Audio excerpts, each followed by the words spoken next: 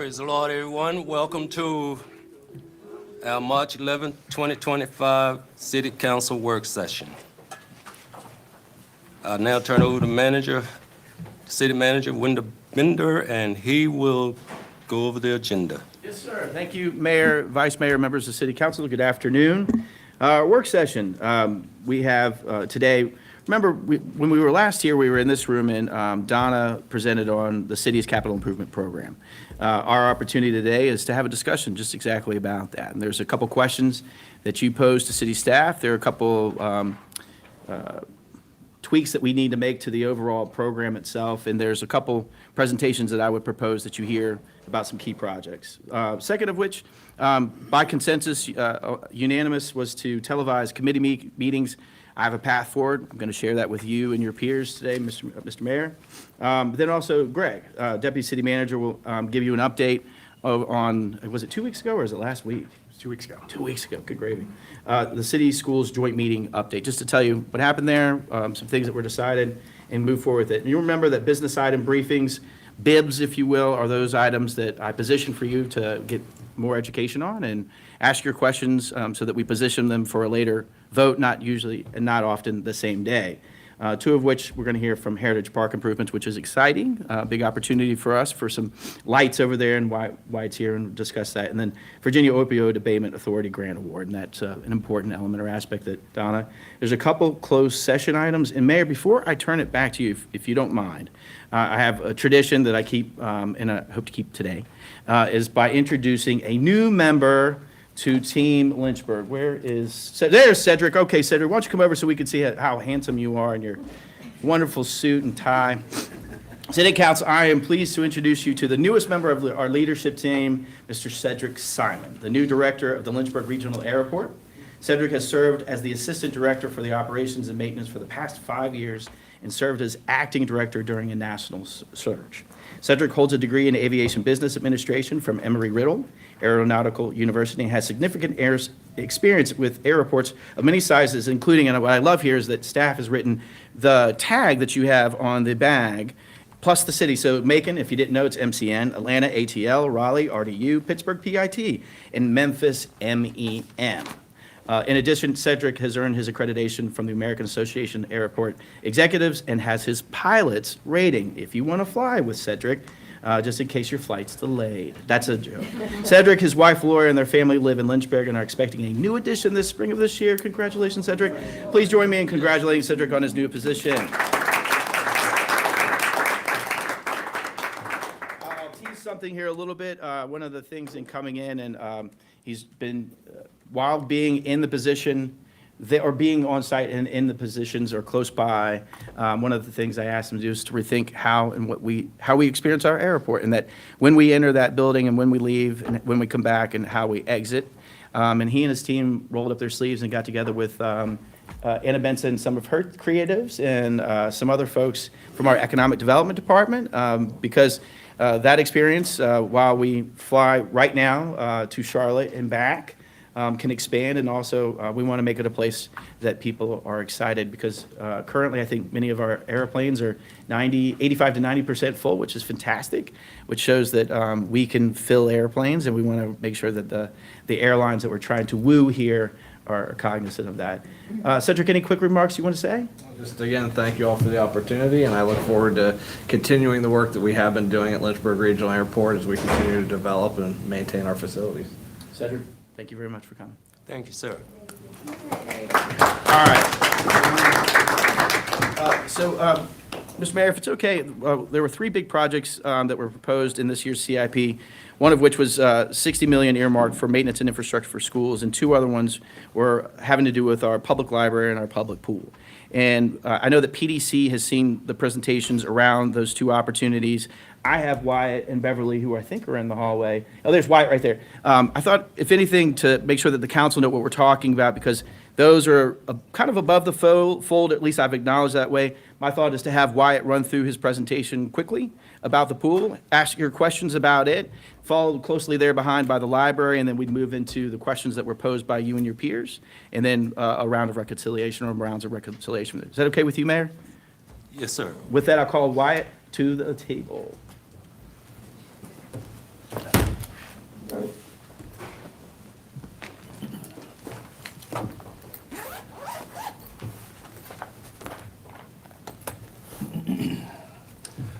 Thank you, Mr. Mayor, Vice Mayor, members of council.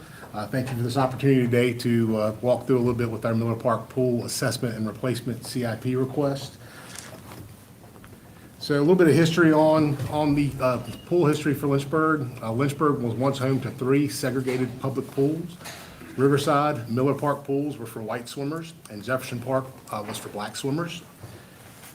In lieu of desegregating, the city chose to close all 3 public pools on the same day of July 4th, 1961. The Riverside and the Miller Park pools were both filled in and landscaped. The pool at Jefferson Park in the Darrington neighborhood became the Lynchburg sanitary fill and remains largely unusable today. In 1986, the city council saw fit to rebuild the pool at Miller Park. Miller Park Pool will be 40 years old next year in 2026 and is quickly approaching its useful life. Pool usage, this last year we had almost 15,000 visitors come to the pool. We had roughly 1,900 swim team visitors, which is our competitive folks that come in and use the 50-meter pool, and roughly 784 swim lessons. So the existing conditions, as you can see there, we have the regular pool, the clubhouse, water slides, diving boards and a diving well, a storage area, kiddie pool, and splash pads. Some of the investments we've made in repairs of maintenance over the last few years, and these are just a hodgepodge of things that we've done. So last year we invested in new deck chairs, tables, and umbrellas. Something that one of the largest complaints we get is there's just not a whole lot of shade structures in that area. We did a pool cover in 2019. We've replastered the pool, replaced the pump and filter replacement back in 2008, had a slide pump replacement in 21, and 19 through 24, we've had just a laundry list of different repairs over those years. As the city manager referenced the other day, we've been chasing water leaks for 3+ years. Just over those times, we've lost over 800,000 gallons of water. In fact, the pool is empty right now because we just went back and tried to do some of the corners again to try to find where those leaks are. We've replaced pool fixtures. We've replaced the ceilings, or the sealants around the area. We've recaulked the expansion joints, and we've also replaced the light fixtures at the pool as well, trying to find these leaks. Here are just some, here are some of just pictures that show just kind of the disrepair that we're currently in. Things like fencing, the main pool gutter system there in the bottom left, it's actually obsolete now, and we can't even find replacement parts for that anymore. We have to have the filter replacement in the long run. That's the center there. It's a large sand filter. Our pool house and locker room upgrades and renovations, as seen in the bottom right, and some of the leaks and areas that we have on the far right there. The top left is we have a couple of different roll-down doors. Both of those are in constant maintenance just because of their age. They go directly into the pool house where we have our staff that take all of the entry fees and check folks in. Our BEC system there that contains all of our and controls all of our chemistries and all of our chemicals, diving boards, an ADA hydraulic chair that's always kind of giving us fits. That's the only way that we're able to get folks in right now with handicap accessibility issues, is just that one chair.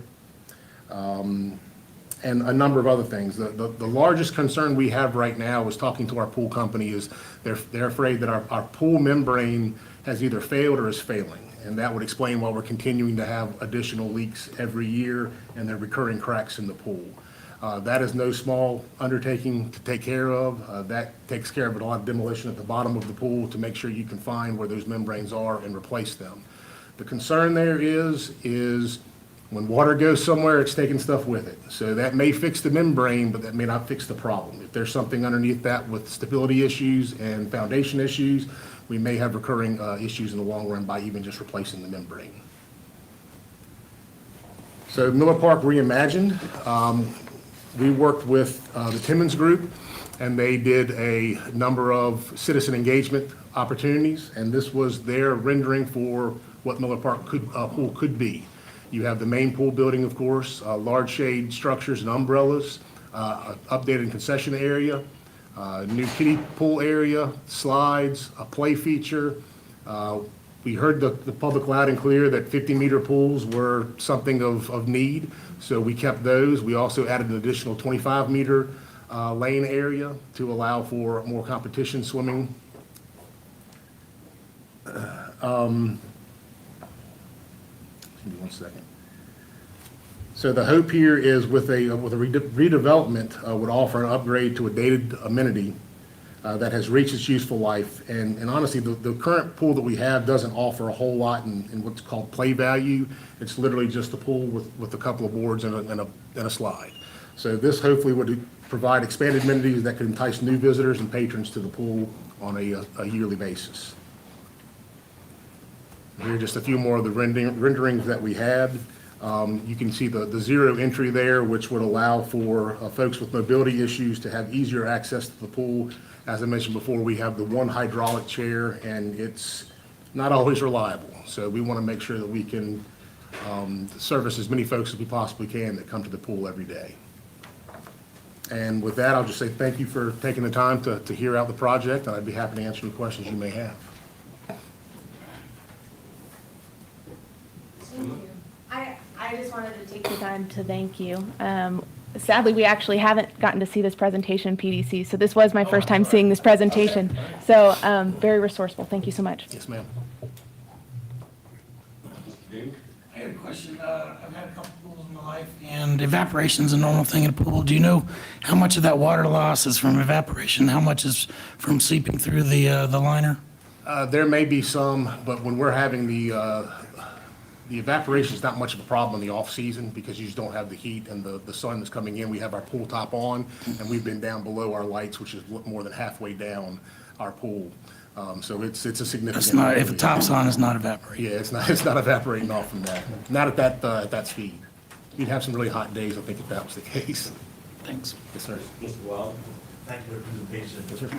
Especially with summertime, my kids love going to the pool, so we get a lot of use. So it's good to have a pool that's accessible to all children in our community, that's affordable. So we really appreciate the work you're doing to try to revitalize our pool system. Thank you. Yes, sir.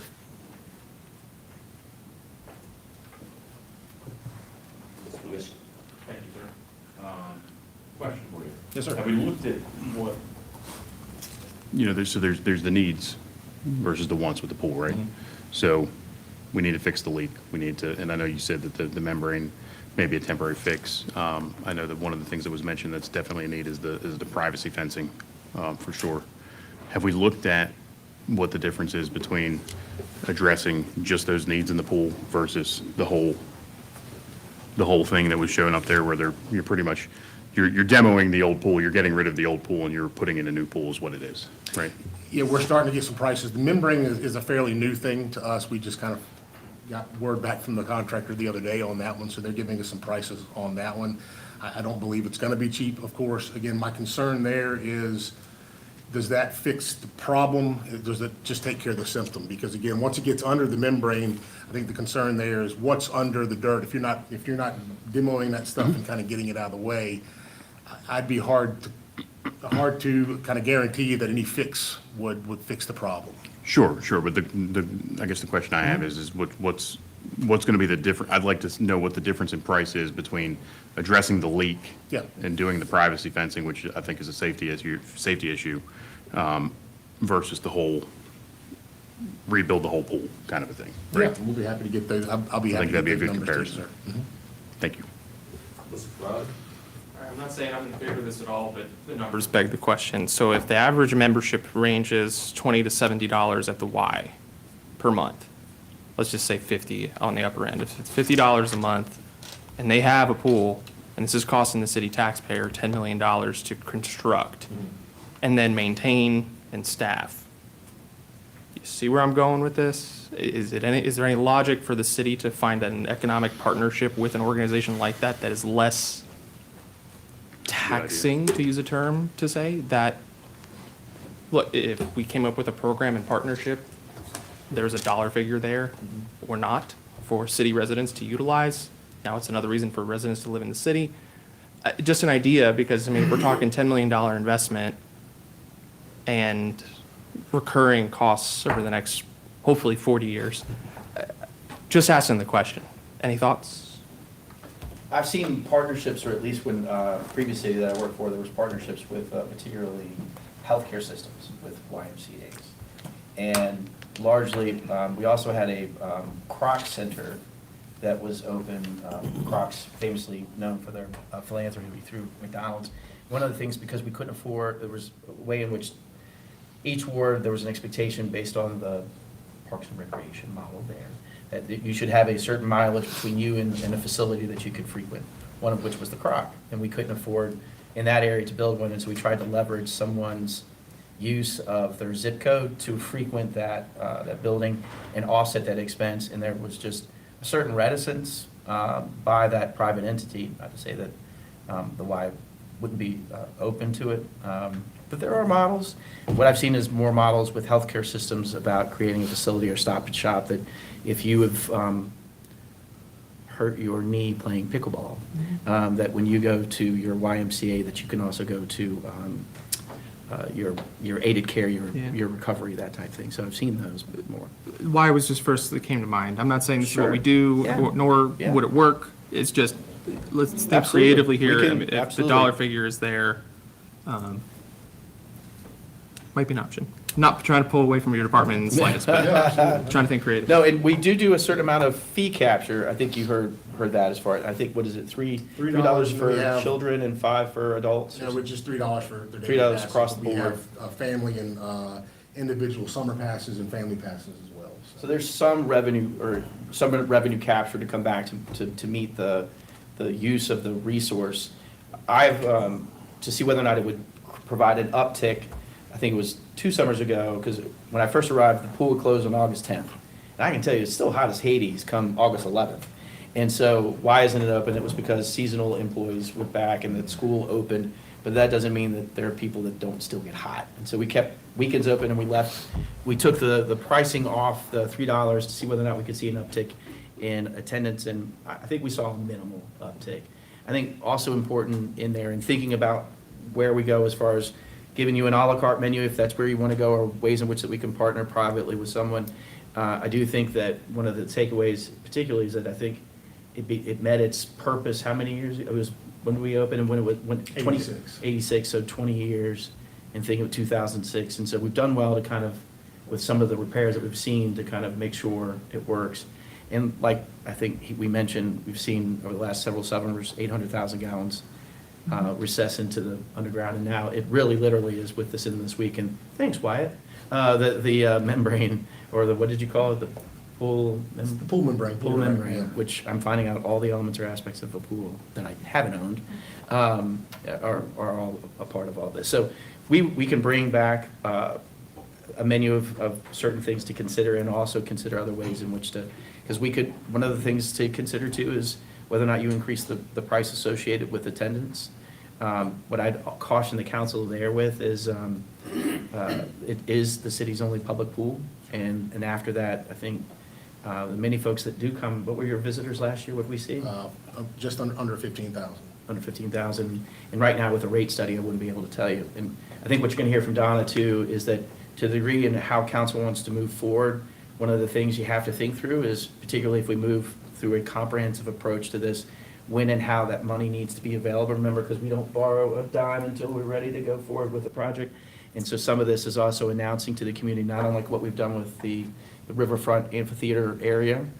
We would do this with the pool, because there could be a down part of a spring potentially if we move in this direction. So all very good questions, and thank you. We will think of ways to partner. Ms. Reed? Thank you for the presentation, and I think the design is beautiful. I'm not sure when everybody on council, last time they've been to the Miller Park Pool. I was there actually with the mayor last summer because there weren't umbrellas yet, and I drove from my house with the umbrellas that I had because there were kids that were there that were hot and they needed shade, so we stuck them in the tables so that they could have shade because we didn't have them. At that time, we're still waiting for. Everything was on back order. Everything yeah. was back ordered, so we did what we could to make sure the kids had shades, they could be comfortable, because I think All Nations was there having a luncheon or something. But anyway, you come together when you have a need, and we did it, right? And then everything kind of came in, and we appreciated that. But I think it's important to remember that when the city, like I said the other week, when we own properties and buildings, that we are the owner of these facilities, they need to look good. It's a reflection of our city to everybody that comes in when we have properties that they don't look shabby and run down. I understand we are being fiscally responsible with taxpayer dollars, but you have 15,000 visitors that come to that pool. I would guarantee if you broke that down, those are people that cannot afford otherwise to go anywhere else. They deserve a nice, beautiful facility too, because that's most likely their only option. And while, yes, we can choose to just do a repair, that pool has not had an upgrade for many, many years. It's time that the city puts the money into it to make it reflect that it has pride in what it owns, and that the visitors that go to it that have no other choice to have private memberships to other places can feel proud about the pool that they get to go to. So I think that it is time that we give it the upgrade it needs so that it's safe, but it also looks lovely, that it has appropriate shading for the children that go and their families, that they can enjoy a full day at our pool that we own and operate, and that we, do what it needs to have done to it, and that we can be proud when we drive by and say, hey, that's the city of Lynchburg's pool, and we can be proud of the families that get to enjoy it. So thank you for the design and your efforts behind it. Thank you. Any other questions, sir? Or no, sir. Okay. Thank Wyatt. While he's transitioning, we'll get Beverly to come up and we'll prepare on the library. Similar circumstance in the sense of aged infrastructure that we're recognizing. The current location, and I'm sure Beverly will talk to you through it, is the old Sears and Roebuck. Maybe some of you went school shopping there, don't know. But it was the Sears and Roebuck, and so a similar thing. We had some money in the capital program for design. There is a design that's there and has a number associated with it, and so I thought have Beverly come forward and present on the library. Beverly. Thank you so much. Good afternoon, Mr. Mayor, Mr. Vice Mayor, members of council. Thank you for having me today. I'm excited for the opportunity to talk to you about our main library renovation and the CIP. I'll give you a little look at our history as well as a snapshot of current services and more about the renovation plan. So the public library service in Lynchburg began with the Jones Memorial Library, which opened in 1908. Beautiful large building, I know we're all familiar, on Rivermont Avenue. Jones Memorial was the second oldest public library in Virginia, and was open to white city residents only. In 1964, a group of local citizens in the community spoke out to advocate for a library for all citizens.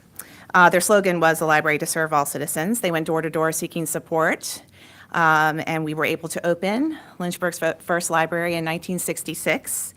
It was in cooperation with the Virginia State Library. It opened on April 16th, 1966. It was incredibly successful. We circulated over 100,000 books within the first 8 months of operation. It was located in a warehouse kind of tucked back behind Main Street, so it was hidden a little bit, but it was an 8,000 square foot space, and we quickly outgrew that space. And so we were ready to move to our new location, which became available at the Pittman Plaza in 1984, which was the former Sears department store, which was built in 1960. And then in 1987, the Jones Memorial Library relocated from Rivermont to the second floor above the public library. They are still there today. Their focus is more local history and genealogy services. The main library is still operating here, and that footprint, as if we look at 8,000 square feet in the original location, it is 35,000 square feet. So a very large footprint. Today, the Lynchburg Public Library is a hub of opportunity, learning, community support for all residents. Every day, our libraries provide critical services that help children succeed in school, support working families, and equip individuals with the tools they need to thrive. From the earliest years, we build strong foundations for learning through early literacy programs like Story Times, which prepare young children for kindergarten and beyond. After school, our libraries serve as a safe and enriching space for teens, offering mentorship, academic support, and creative programs that foster lifelong learning skills. For adults, we provide workforce development resources, including job search assistance, technology training, and public computers to bridge that digital divide that we are still seeing today. That number of 17,000 public computer sessions speaks to that digital divide we have in Lynchburg. We also offer essential services like tax assistance, free tax assistance for the public. We support small businesses, and we partner with local organizations to connect residents with critical resources they need. Last summer, we partnered with Lynchburg City Schools every summer for a summer food service program where we serve free lunch to children 18 years and younger, and we served over 1,400 lunches last summer. So while we are super proud of all of the things we achieve in our space, we do have some current facility challenges. And so that is what the renovation is looking to address, and to create a more modern library facility so that we can continue to push services into the community. The renovation is really needed to address what we're seeing is failing infrastructure. Everything from roof integrity, sewer backup problems, frequent leaks and disruptions to our service. Quite frankly, 40 years of service in a makeshift space, it's showing its age, and we're kind of coming up against a lot of problems that are getting in the way. Technology and wiring is kind of at capacity, I've been told, so offering new technology services is becoming a challenge as well. So while we look forward at the main library renovation and what it will address, we want to address those critical infrastructure concerns, but what will the new space provide? So it's gonna offer those community meeting spaces that we're hearing a lot of need for in the community. Those can look like individual study rooms, they can look like group study rooms for homeschool families or people doing job research, dedicated programming spaces for people of all ages, and a more accessible library. So we need to lower the level of stacks, have a better sight line in the library, brighter, a better light, better carpet. We just need a facelift. I think Stephanie Reed was saying it's showing its age. It's just, our library is so happy and vibrant, but I want the facility to meet what we're doing inside and kind of showcase that great space. So just in closing, we've been a library for 60 years almost. We'll celebrate that anniversary next year. We're super excited about that. We've had great support from the city. We have a very supportive library community. We're very thankful for that. So I appreciate the time to talk to you about it, and I'm happy to answer any questions. Thank you. Mr. Ferrari? Similar question. Sure. Okay, so the bill on this is, total project cost is close to 13.6 million. Have we considered what other commercial properties are available and the costs it would take to say, we're gonna take everything that's here and put it there? Or we're gonna take everything we have here, divide it into 2 locations, because the city has certainly grown since, when did we first move into this building? 1984. This city's grown a lot.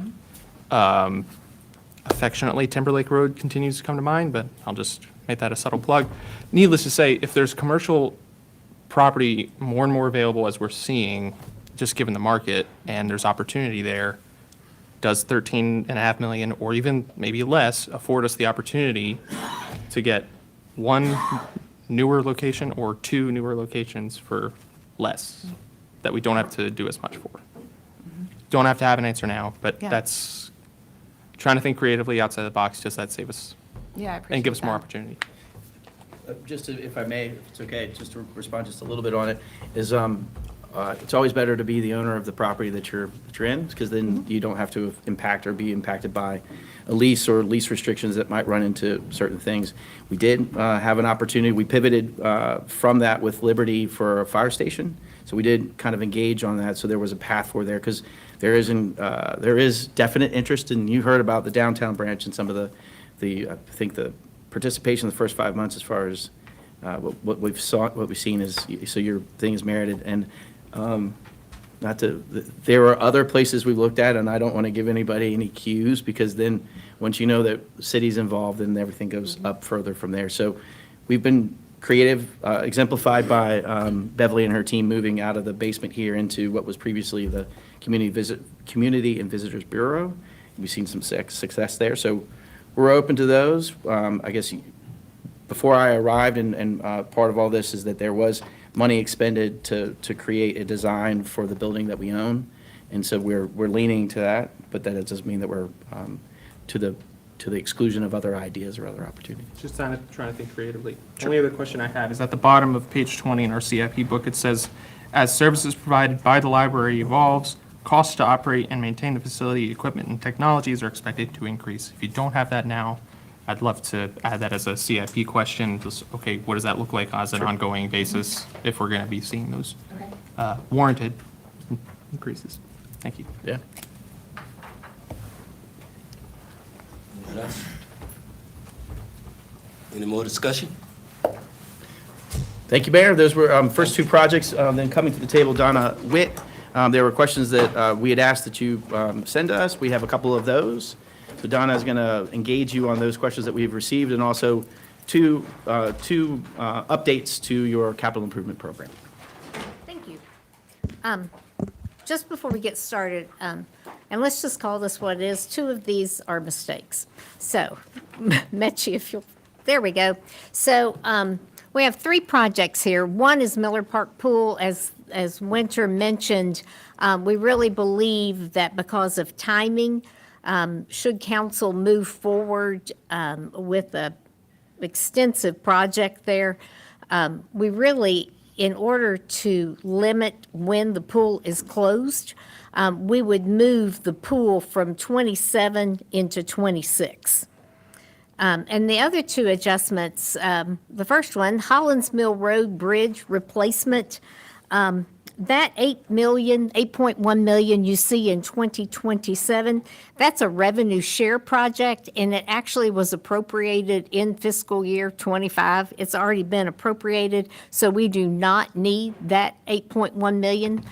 It is 50/50 money revenue share, but if you look down below the updated schedule, you'll see that $16 million has already been appropriated. And then the,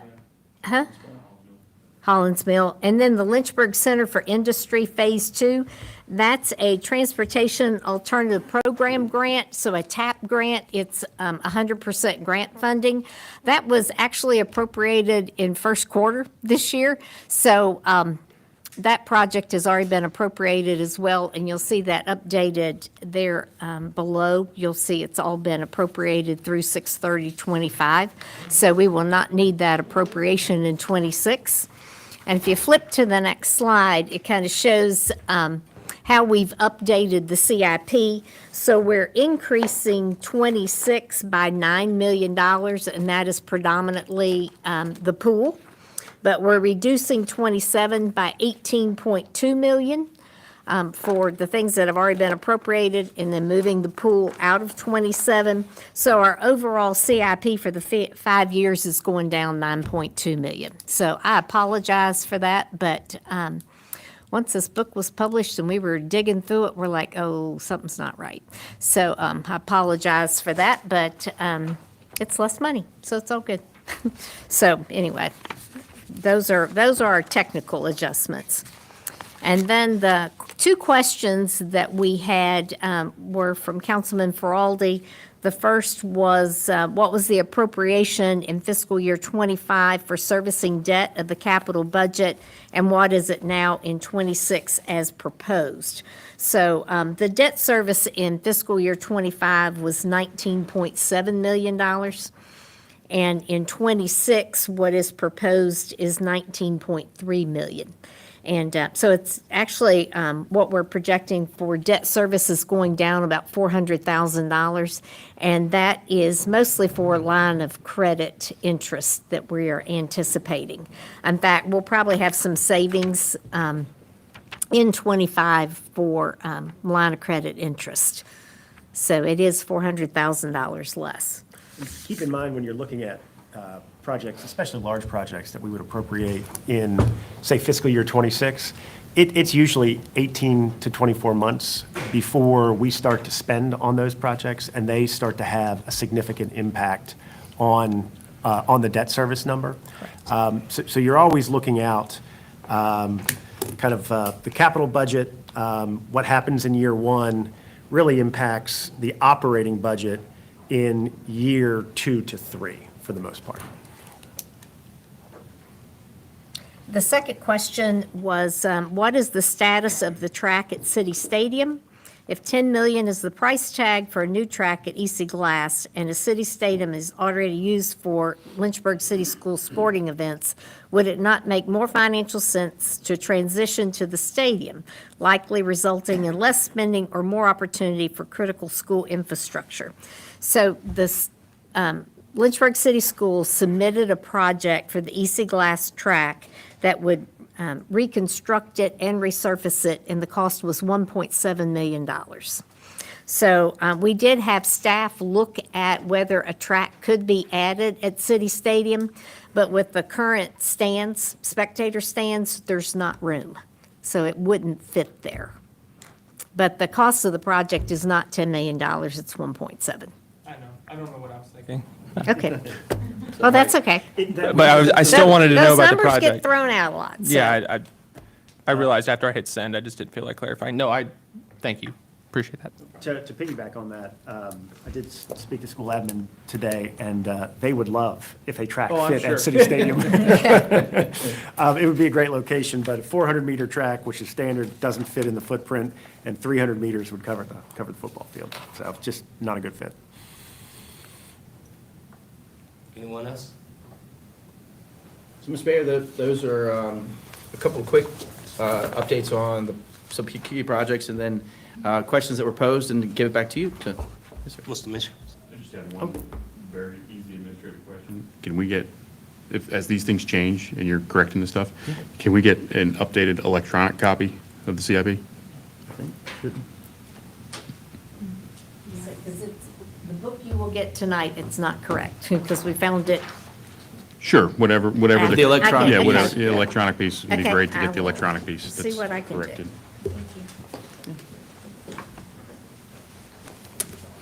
Oh, sorry. Mr. Mayor, those were the questions, and thank you for having sent your questions ahead of time.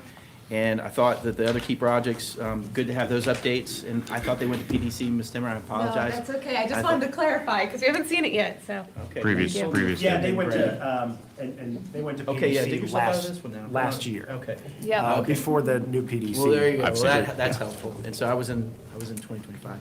And so, Mr. Mayor, to that point, if there are other questions that we can engage on with you and your peers, we welcome those. Any questions? Mr. Mission? Where did the Florida Avenue sidewalk go? I can tell you that all the money for the Florida Avenue sidewalk project that's needed for that project has been appropriated. The scope of the project has changed substantially. Sidewalks will, the plan is to install sidewalks from, it is James Crossing down through the, To the railroad trestle. to the railroad trestle there. Getting under and around, and we'll provide an update, a written update on this in case I misspeak. The cost of getting under, around, or over the railroad tracks was going to be massively cost prohibitive. So the good news is, I think we have all the money we need. We're in design, and we should get started on that project relatively And that was a shortly. revenue sharing Revenue sharing project. project, yeah. Sure, and I'd just like to get an update on that, on what it looks like we're actually going to be spending on this project Yep, now. sure. And then what the scope of it is, obviously. Absolutely. And I think Greg would have probably included, we make sure that we met with the mayor and Dr. Wilder, of whom were very interested in this project. And I think what we found is that the resources, particularly, and for those of you who don't know, there's a project that was around Florida Avenue near the Juvenile Detention Center that looked at creating access to one of our bigger employers, KDC, that has now since closed, and that there was access that was interested over there. There was resources that were appropriated and put into the budget that looked for a match, and that there was an expensive, very, very expensive component was to how to traverse or to angle through. If you've driven over there, there's the railroad overpass, and we all know how easy it is to work with the railroads. That's a joke. And so what I asked city staff to do was to take the resources that we have that are part of a revenue share piece, leverage those to get a project that meets with what I think the neighborhood was looking at. We consulted both the mayor and Dr. Wilder about whether or not we met it. I believe that we meet what was about getting access, safe access through and around, and I think the resources that we have are the ones that we will use, and we will have a project. So absolutely, we can get you an update and give you a design and show you what it is. It'll be, and what these are for those watching at home, as I look towards the camera, that's not our camera, is what we do is we usually follow up on to the degree that we can keep up with our next memorandum, usually answers or questions posed there are the answers to the degree that we can meet them in the next memorandum. So we will have those and make sure that you get those. Yep. Is there any more discussion from Ms. Witt? I think Mr. Frawley. Mr. Faradi? Street utility extensions for economic development and property toolkit. This is both page 62 and 61 for those who are using their book.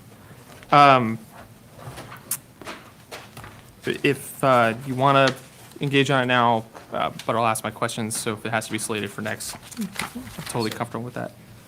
I'm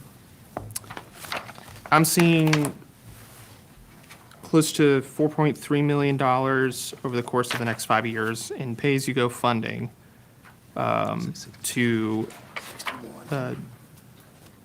try to put a dent in the 300 condemned structures in the city.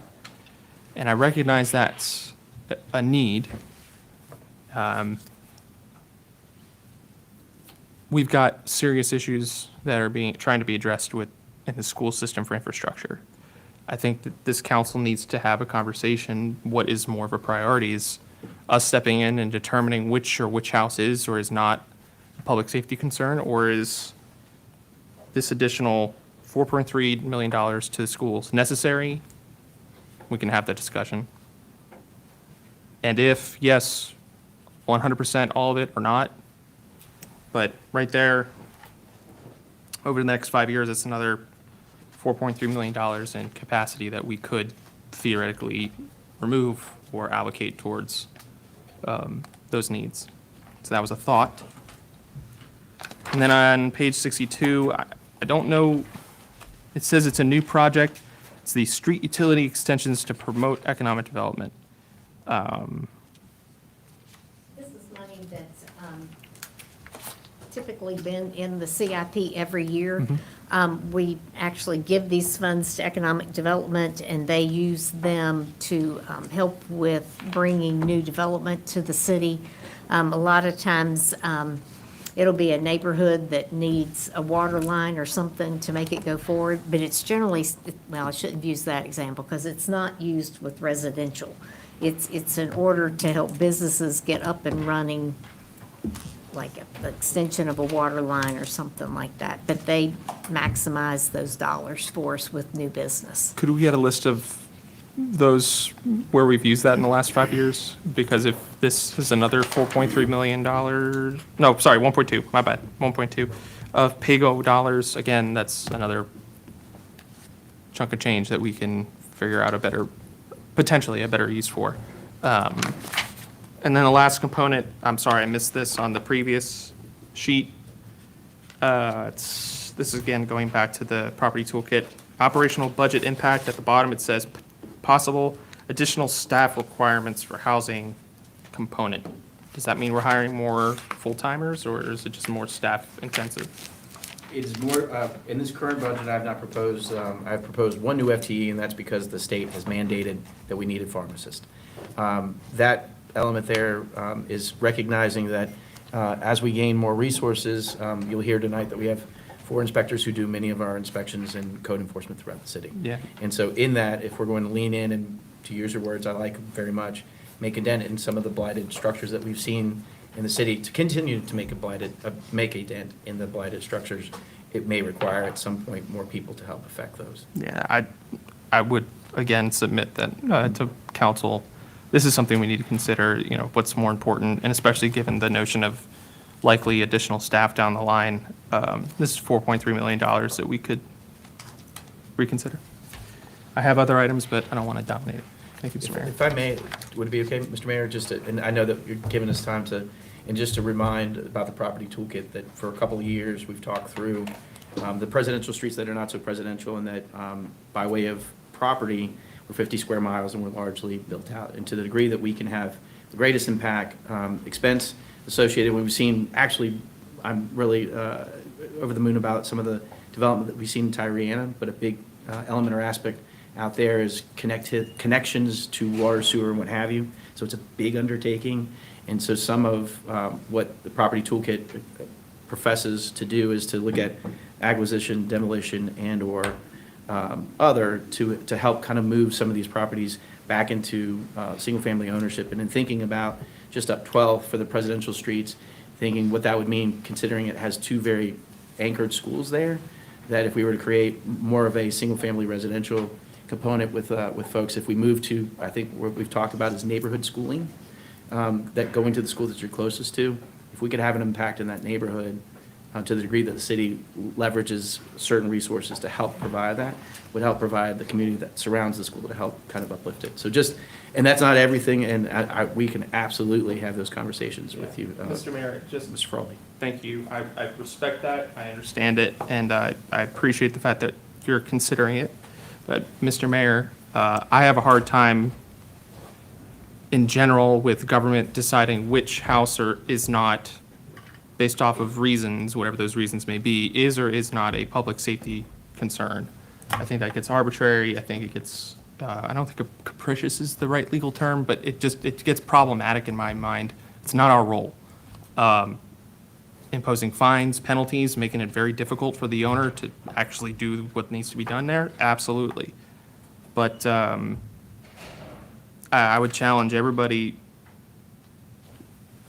$4.3 million that could be repurposed to the schools to address serious needs there, especially in Ward 4, I would submit is not,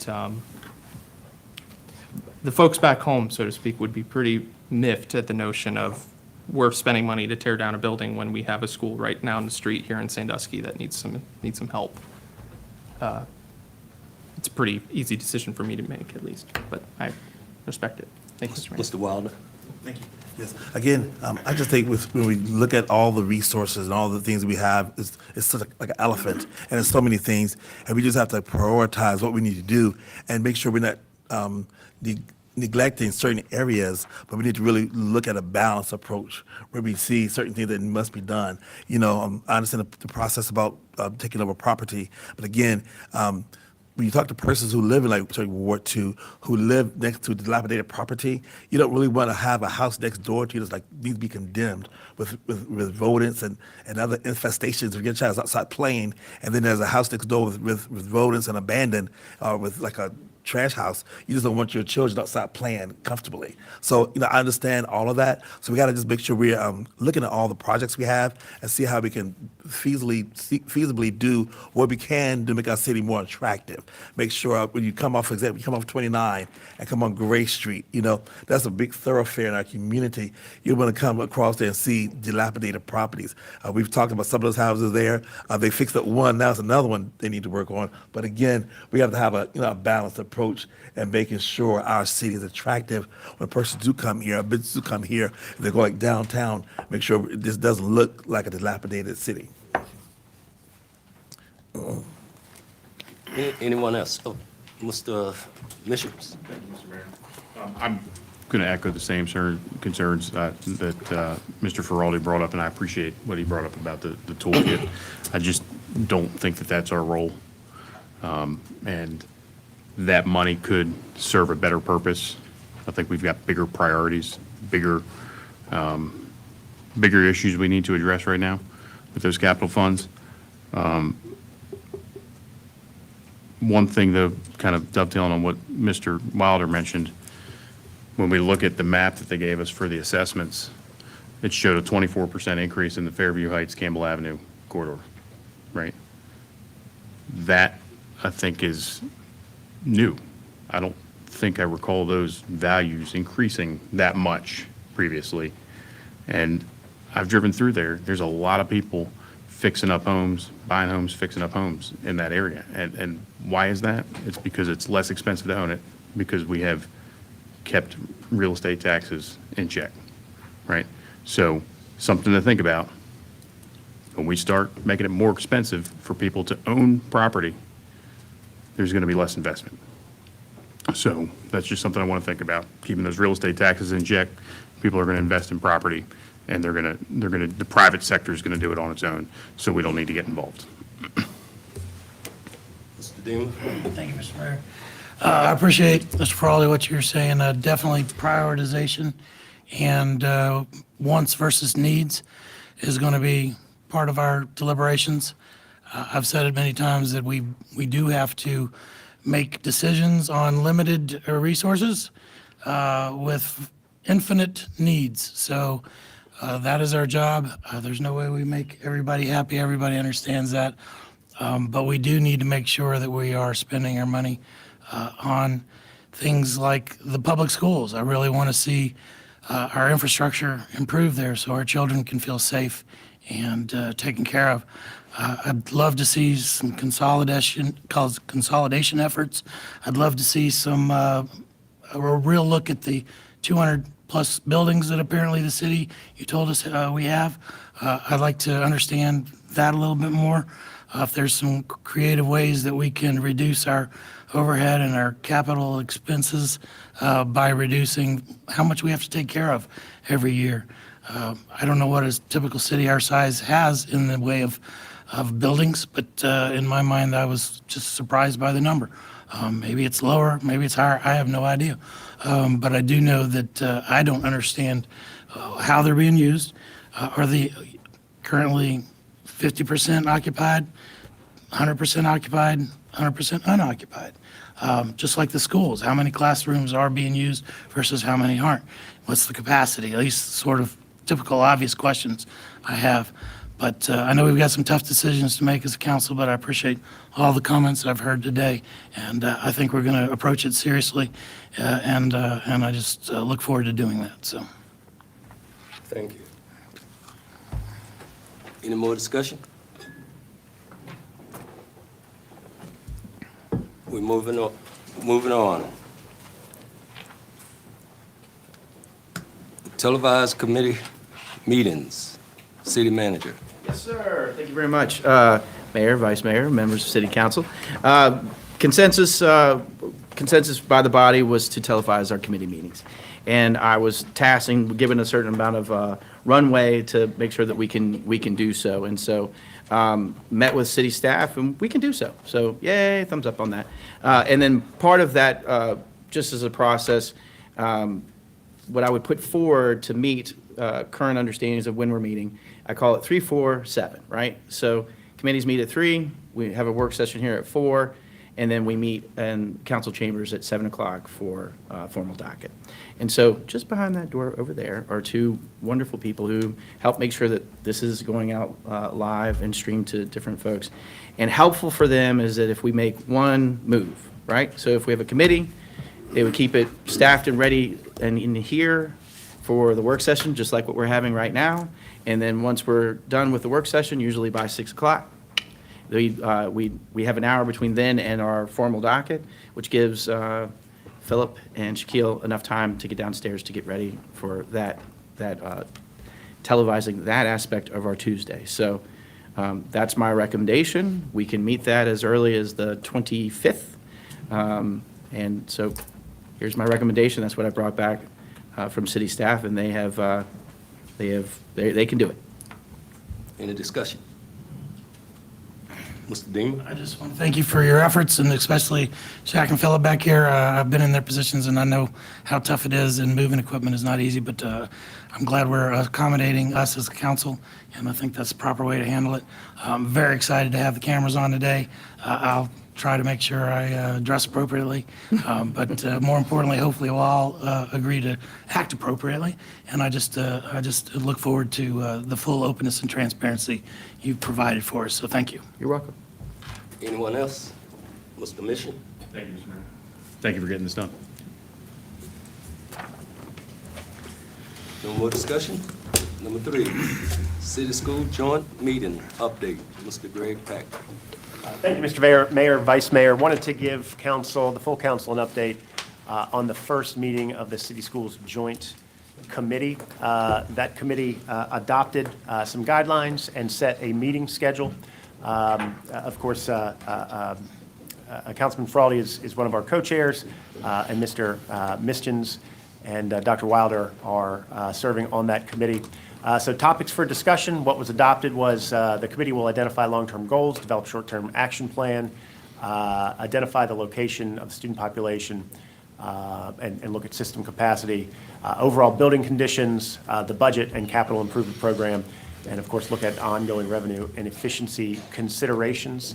If we look at the meeting schedule, next meeting is scheduled for tomorrow. That will be at the IT building. Going forward, based on the discussion here today about televising committee meetings, we would propose that we move the next two meetings on Thursday, the 10th of April, and actually, we would move, the March 27th and the April 10th meeting into this room, and we would be able to televise it as well. And then one thing I want to make council aware of and make sure we're all on the same page, on April 29th, the committee has requested a joint meeting between the City Council and the school board to present its recommendations. That meeting would be held at the IT building, just not big enough in here, but we'll have everything set up and ready to broadcast. That April 29th date is listed on your budget calendar as an alternative budget work session date, so it's already held for the purpose of discussing the budget. That meeting would begin at 4 p.m. and the committee would present to the full joint school board and city council. And of course, the committee is scheduled to sunset on June 30th, the end of this fiscal year. So that was the conversation, what was adopted by the committee. I wanted to make sure the full council was aware and that the full council was supportive of having that joint meeting on April 29th. And with that, I would open it up for any questions. Ms. Reed? I'm not supportive of any of this, and I actually have some questions about it. This is not what we agreed to at the joint meeting that we had between the two bodies. The consensus between the two bodies that we had between school board and the council when the mayor and Dr. Gupta originally formed the two groups was 4 people. And the two bodies, through consensus, agreed with those 4 people. The additional 2 people were decided without council approval. And then this meeting took place, and rules were made and agendas were made without an agreement from council or vote on council, by council, that this is what they were now going to be discussing, which was not agreed by the two bodies in our joint meeting. I believe at the joint meeting, we talked about, can you remember what we talked about? We talked about lifelong learning, or no, the school funding formula, lifelong learning committee. Infrastructure. Yes, and infrastructure. None of those are on this list. It sounds like this group met and just established its own rules and plans. And so, Mr. Friedman, when we're forming committees, what are the rules as far as a committee just kind of establishing its own rules and procedures, adding additional people when council hasn't voted on that? So there's really only 2 committees I'm aware of that we go off of, and that's the PDC committee and the finance committee. Because this issue isn't addressed, and I have tried to work it through my head to see how it would work. Normally, under Robert's rules, presiding officers can create committees. How this was done is, as you had described, there was consensus by both boards to create the committee, just as you described, with 2 members each for a particular purpose. So the third members, as I thought through how it was created, they're essentially de facto officers until they learn that their position isn't valid anymore, which would be today since we're doing it publicly. And the only way to keep that person on there there would have to be some type of action of the body to approve it. Same thing with the purposes. So this is kind of a de facto purpose they've changed, but council can certainly call them on it and say, look, you were given a particular direction to take as far as what the committee's purposes were. You know, you have exceeded your authority of what you were told to do. Council can either direct them by action to say, look, you got to go back and do what we told you to do. It's only 2 members. These were your initial purposes, or ratify what they've been doing. Right, because it looks like, broken down that way, that now this committee is trying to take on the budget process, and that they're going to be working in tandem with what we're really supposed to be doing, and having oversight on the decisions that we're going to make and what the school board is wanting us to do. And I don't agree to that. There are 2 separate roles that each body is supposed to play, and I don't agree with any of this. We're responsible for the budget. The school has presented a request. It's our job now to decide what we want to do with that.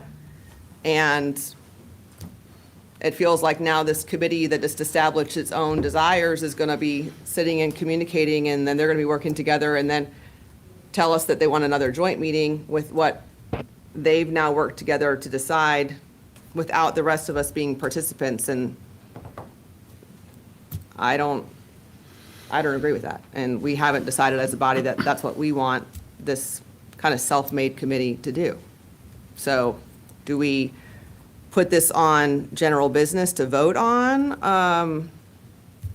Well, I think since it has come up, it's probably a good idea that the members discuss it, since it's come up, and see if there's either a consensus of how to go or some direction to staff of what to do next. And you know, if the agreement is there for it to go on general business, then we go in that direction. But maybe this is a good place to start for a discussion. Okay. Well, I've let my feelings know. Thank you, Mr. Mayor. So I fundamentally disagree with what was just presented. And the first reason is because there's no oversight ability or authority. A recommendation is a recommendation.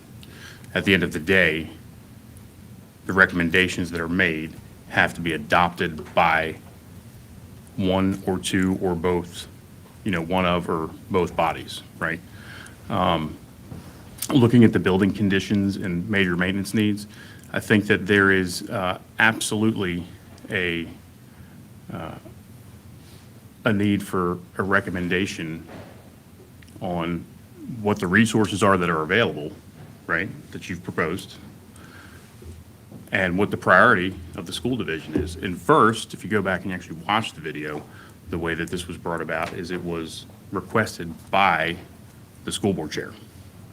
The school board chair was who initiated this conversation, and they're allowed to establish ad hoc committees based on their rules. And then it was proposed to the mayor, and then we kind of all agreed on consensus. And you just mentioned that, I think, was that correct, that you said the mayor does have the ability to do ad hoc committees? per Robert's No, I rules? said it's not spoken to in our rules of procedure, but under Robert's rules, if we were to defer to that as a council, yes, the presiding officer would be able to do ad hoc committees. So with that being said, since it's not spoken to, our rules of procedure do say that we can use that as a guideline, correct? If It there's does. something not spoken to. And you all did. You all established it. Sure. So I think that, with the chairs of both bodies making their decision to add a third member, if it's acceptable in Robert's rules, which is our de facto guideline, then it's well within their authority to do that. Is that correct? Yes, I mean, no, I don't think council disputes it was created. It was absolutely created. The committee was created during the joint meeting. Sure.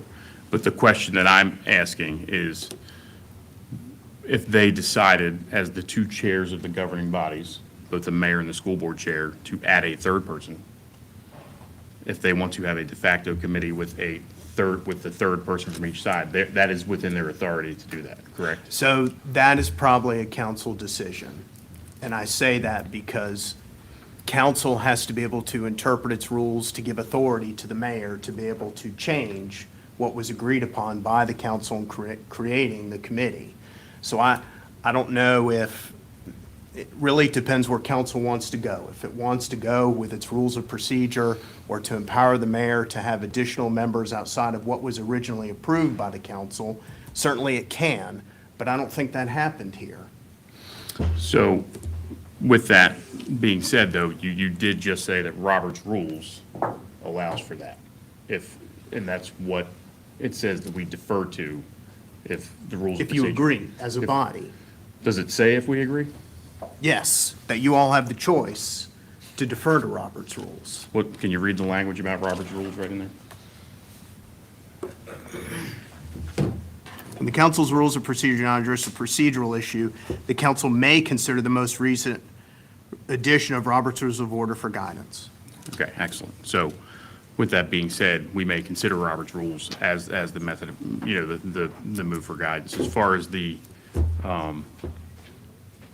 these issues go on here, this is totally in line and in spirit with what we discussed at the joint meeting.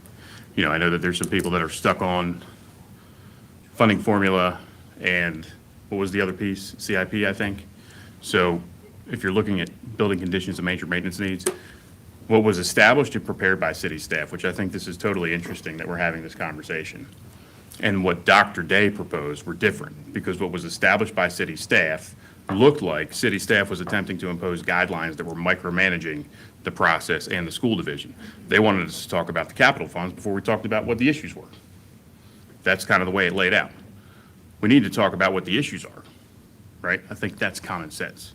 So I'm comfortable with moving forward the way that it is. I think that the school division should be taking the lead on this. I don't think that we should be trying to micromanage this process.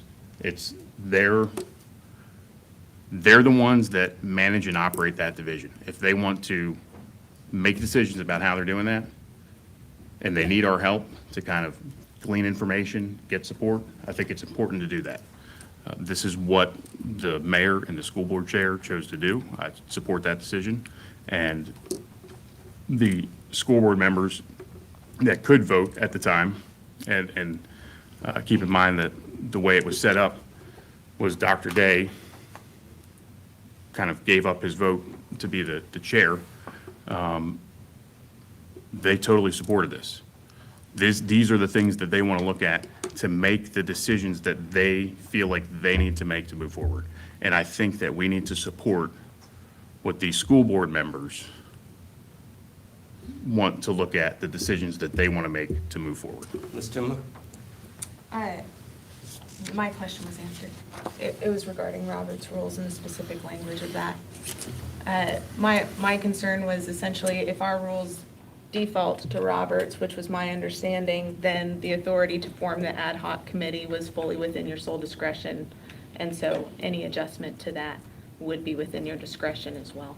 And that was my understanding of the rules, so. Mr. Dean? Thank you, Mr. Mayor. I agree that the Roberts Rules is default. There's no further action that the presiding officer of this body, as well as the presiding officer of the school board, have made their desires clear for this ad hoc committee is what it is it not? I don't think it's an ad hoc committee because council approved it at the joint meeting. So the All right. thing is, it wasn't created solely at the will of the mayor. So everyone there So approved. what kind of committee is this? It would be a joint committee, I suppose. There's nothing in our bylaws or rules or Roberts about a joint committee. So Well- I think it's ad hoc clearly, because ad hoc means it's temporary. We're not making this a permanent thing going forward. It's not wasn't our intent. We made that clear. The only other thing, as far as recommendations, I think, that doesn't tie us in any way to control budget or spending or relinquishing any of our authority as a council to decide how money is spent. These are simply recommendations, not in any way directing funds. So I'm pretty clear that that's what they're going to do. I agree that if we do much more at this point, number one, we're going to delay the process, and it's not going to be able to give us good guidance and recommendations in time for the schools. We've got some serious problems, and we need to deal with them pretty quickly. Any delays, I don't see as helpful. And I also think that we need to make sure that this committee has some freedom, and we respect them, and we allow them to do their work. So at this point, we're pretty down the road, in my mind. And I Mr. want to Freeman. I'm sorry, I wouldn't quite through. We're pretty down the road, and I'd hate to try to redirect this at this point, because I think it would lead to failure. Thank you, Mr. Mayor. Mr. Freeman. So, yeah, I'm hearing some sighs and seeing some looks. I think this is, this is easily fixed if there's a majority to do it. I think if there really is a majority desire to do what I'm hearing, you all could simply, as you have seen has been done before, suspend the rules and ratify, what has been done, to keep the place where you all want it to be. So this is, the issues that have been brought up is more of a procedural component. And I assume that they were brought up because it was to make council aware that there was a deviation from the original instruction and the creation in the committee, okay? So that's all I wanted to offer as, as you. part of this discussion. Thank you, sir. Ms. Timlin.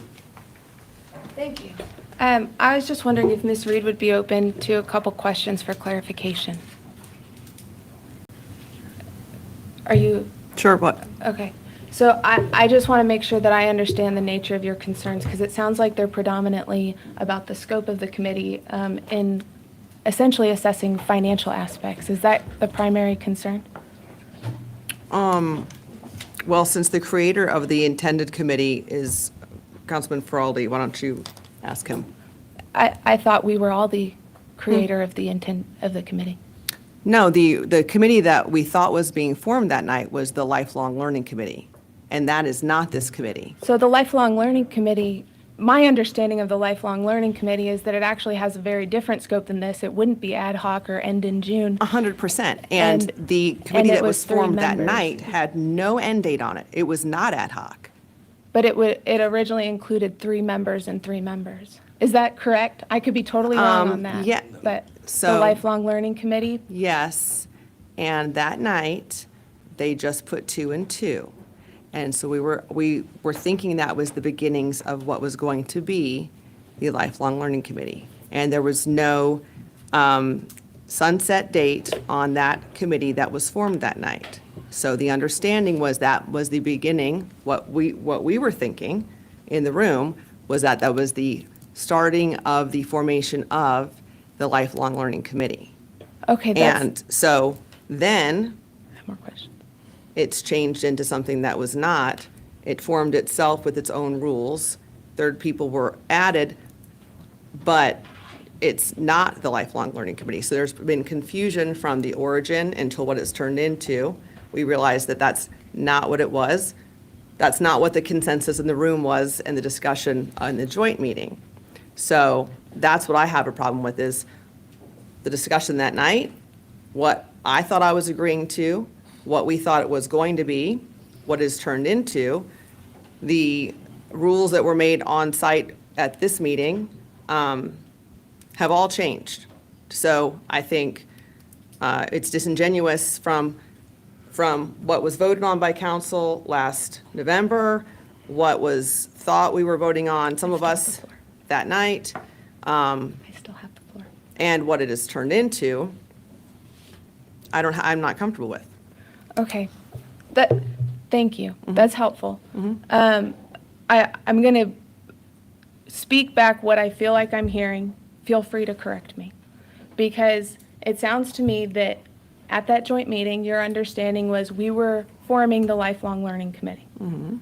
My understanding was different because Dr. Gupta referred to it as an ad hoc committee. My understanding of the Lifelong Learning Committee is that it was originally intended to have 3 members and 3 members. That night, we openly appointed 2 and 2, which you've raised as a concern, if I understand correctly, in saying that we shouldn't have added a third, even though the Lifelong Learning Committee that you thought was being formed, when we were contextualizing it as ad hoc and 2 and 2, a third member has been added, and now you're opposing a third member. I am opposing what the committee has turned into with the responsibilities in which it is now taken on. Whatever phrase that Dr. Gupta used that night, ad hoc, meaning temporary, in that it was temporarily for, thinking that it was going to be turned into the full Lifelong Learning Committee, not temporary in, it was only going to be for a few months. I'm not going to have dialogue with you. I've expressed my concerns. Okay. What I thought I was voting on that night, what I thought the consensus was between the two bodies, what I thought the intent of what we were going to have happen is not what has happened, is not that, certainly is not what happened that night. And I think it was misleading to a lot of people that were there. I'm not happy with what happened at the meeting, and I don't think it's going to be conducive to positive outcomes in the future. And I think it is overlapping what we're actually supposed to be doing in the budget process. Thank you for your willingness to engage in that. I still have the floor, and then will happily yield to Dr. Wilder. Thank you.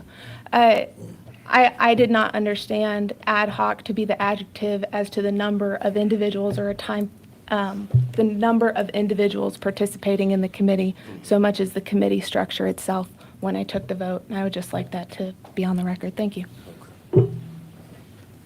Yes, thank you. Again, maybe I needed more clarity. I kind of thought it was the beginning process, because we've been talking about the Lifelong Learning Committee. I kind of thought it was the beginning process of that, so maybe I was confused. But I thought it was the beginning process, and then when we got there, the city had some guidelines, some information, an outline, and then Dr. Day had changed those. I wasn't real comfortable with that, because I wanted to hear more so what the city had, but they were saying, since they already had prepared some information, and then when they came in, Dr. Day had changed it. I wasn't real comfortable with that, because I feel like with the city already had a structured line, I didn't feel comfortable instead of talking to the city first before some guidelines had been changed. So I wasn't clear with that. And then the leadership, I thought it was a shared leadership, and then that kind of changed. So much was changing. It was just, I wasn't real comfortable because it was changing than what we had said originally. So I wasn't real comfortable with that portion. And then also, I'm sorry, the first comment was about, are we going to close certain schools? And when they said that, I was like, oh, no, this is not what this committee would be talking about closing any schools, especially if we're working on a budget to try to get past now. You can't close a school in a couple of months. So that kind of really threw me for a loop. So I got really nervous, and I was like, oh, this is kind of interesting. So that's why I really pushed back, because I hadn't signed up for that. I knew there's something like a closing of a school. You can't do that, to me, for that committee, number one, and then that's gonna take a long process. Mr. Ferrari. I have an affinity for parliamentary, even rules of procedure, and I'm going to avoid that just to try to make it as crystal clear where I'm coming from. I outlined, and from what I've heard from our attorney, I outlined 3 specific items for a body to meet about. School funding formula, infrastructure, and I'm blanking on the third. I outlined it at the committee, and I'll pull it from my notes here before I finish. Geographical locations of students was not on that list. That has nothing to do with that consideration. As Dr. Wilder did mention, school closures were discussed as a potential outcome of this committee. That was not at all in what the idea was.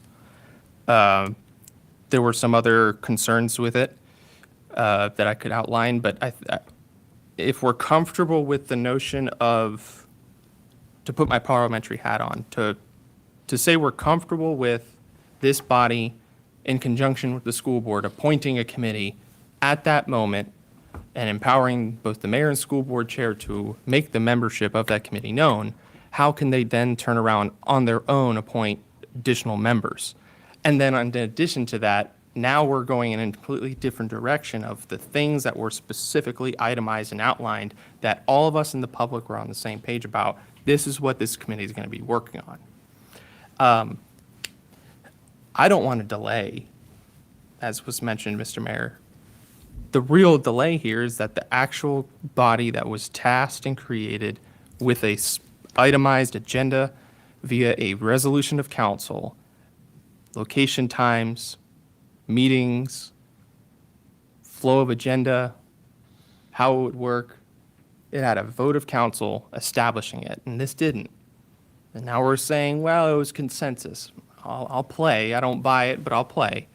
But if consensus established that committee with the pretext of what it was going to be, how can that committee then arbitrarily go in an entirely different direction and also add a third member? I see a bit of a conflict with that logic.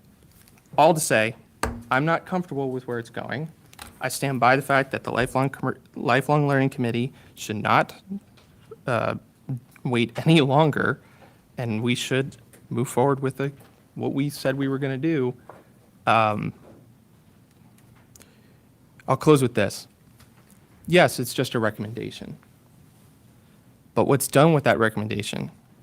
The public read it, the news reports it, and then depending on how this committee goes, which I already don't like, very much so I don't, it gets spun and manipulated to achieve certain political agendas. Look, I have a political agenda with it. I'm not going to lie. I want to keep Sandusky open. I want to do things. We all have an agenda, which is why we should go with what was established by council, by a resolution that was adopted, that has a clear outline of how this whole thing's going to operate for the public to be aware of, all of council and the school. We're just making it up as we go. Doesn't smell right, and it's not what I envisioned out, but I'll defer back. Thank you. Mr. Mitchell. Thank you, Mr. Mayor. Just, I want to make sure I heard this correctly. Is that right? If you would respond, Ms. Reed, that you thought this was the beginning of the Lifelong Learning Committee when it was established? Is that what you understand? I was thinking that that was what we were starting that evening, correct? So I did a FOIA request, and I'm looking at your email on February 26th at 4:25 to Mayor Taylor that says, please put Dr. Wilder in my place on this temporary committee. I just started my new job and do not have the time for the additional meetings twice a month right now. When you put together the Lifelong Learning Committee, please let me know. Thanks so much. So when I read that email, you acknowledge that it was a temporary committee on February 26th and that it wasn't the Lifelong Learning Committee. Yes, So I'm because just trying prior to to that, understand. but that email, the rules and guidelines of that committee had been established that it was going to be temporary, which weren't established the night of our joint meeting. By the time I sent that email, it had been made known that it was going to be temporary and that it was not the Lifelong Learning Committee. So when I sent that email to the mayor, I then knew it was not the Lifelong Learning Committee and that it was temporary. So that's what I said to him, when you actually form the Lifelong Learning Committee, please let me know. So at what point did you change your mind? Because you're saying that you thought that we were establishing the beginning of the Lifelong Learning Committee in that meeting. Pardon? But then you just told Ms. Timmer a moment ago that you thought we were establishing the beginning of the Lifelong Learning Committee. That's what you thought, but your email says a totally different story to the mayor. So that's why I'm asking the question, because I the just email explained you myself. clearly acknowledged that it was a temporary committee and that it was not the Lifelong Learning Committee. I just explained So myself. with that, and then in addition, I think what would probably benefit this entire room is if we actually got the tape pulled from that meeting.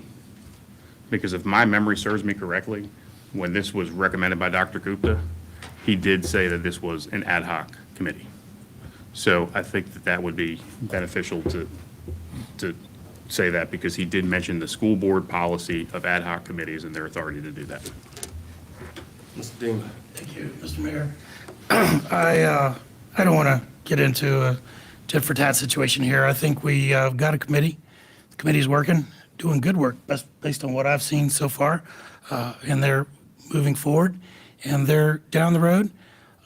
They see themselves as an ad hoc committee. That's what I see them as.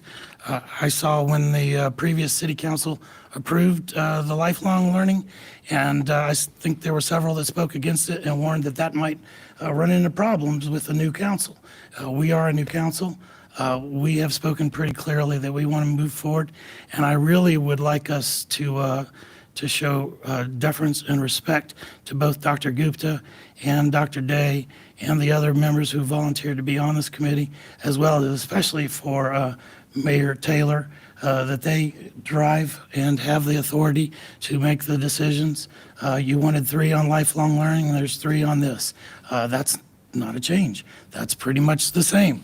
So I hope that there's cameras at this meeting. I haven't heard a whole lot of talk about that. I'm kind of a broken record on this issue, but I do want to see cameras there, and I hope that we will continue to move forward since Robert's Rules clearly says the deference is we can do this, and we don't need any vote of to approve or disapprove. I think our mayor has made a decision and appointed the people he wants, and I would like us to respect those decisions and move forward. Mr. Patrick? When this committee was formed, in your notes, do you have temporary committee of 2 people? Temporary. It wasn't a lifelong learning committee formed that day. And I'm going off my recollection here. And my takeaway from the meeting was that it was a 2-person on each council temporary committee. That's what I left that meeting with. When we talked about forming the committee, we went, Dr. Jennings and I went back and listened to the tape over and over again to make sure that we fully understood. When we were putting together the first draft guidelines, we went through and we listened to the tape over and over again to make sure that we captured everything that we could. And I don't know that there was any, I don't know that we heard anything that was abundantly clear one way or another. But you know, I certainly left the original joint session thinking it was a shorter term committee. And I don't recall hearing anything in the in our playback that made me think differently. And that's how I kind of left that meeting. But again, this is all based on recollection, and we went back and listened to the tape, you know, weeks ago at this point. And I certainly can't interpret intent, and I can see how people would have heard different things if they listened to it, depending on what their point of view was, because it happened quickly. Yes. Yes, ma'am. Just for the record, I was not zoned in on the phrase ad hoc, so forgive me for that. I was thinking more of temporary and the fact that it might, the 3rd person, the full purpose of the committee, the formation of intent and it getting to where it needed to be was the temporary part. So that the origin was that night. And so the temporary part in my mind was, we're starting the kind of concept tonight and we'll get there. I wasn't thinking of temporary in length of time that the committee was going to be standing. So clearly ad hoc's the big word of the night here that people are trying to trap me on. I wasn't thinking of that evening. I was just thinking that we were starting the process of getting somewhere. So that's what I'm talking about. I thought we were evolving into a place that we were going to get to, and where we've gotten to is not where I thought we were going. And I understand. Okay, Yes, ma'am. thank you. Mr. Ferrari? Be very brief. My concerns are only with what was done that night. I'm not here to go over ad hoc versus not, Robert's rules or not, no. What was on tape is what people walked away with, and now is their perception, is that was gonna be a 2-person committee with a very specific itemized things that yours truly shared. That changed between that day and the first meeting of the joint committee. That's a problem in my book, because council did not, by consensus, do anything with it. That's a problem in my book. And based off what the attorney is saying, the mayor can't just go and extend beyond with what was given by consensus. That's my point. This committee is gone rogue, and I don't want to see it continue because it's not doing what was adopted by consensus. If there was a vote of council right now to say, I endorse that path, I am a hard and fast no. Absolutely. No questions asked. And I would wager to guess, based off of what has been shared, it's going to be a very split vote, which means council needs to make up its mind about what direction it wants to go. So, for the record, I'm not trying to throw bombs or inflate this anything other than just saying, we all walked away, the public walked away with a perception of, wow, what was adopted? This isn't where it went. You can support either path, but council needs to make its mind up and empower one direction or another. I'll conclude with this.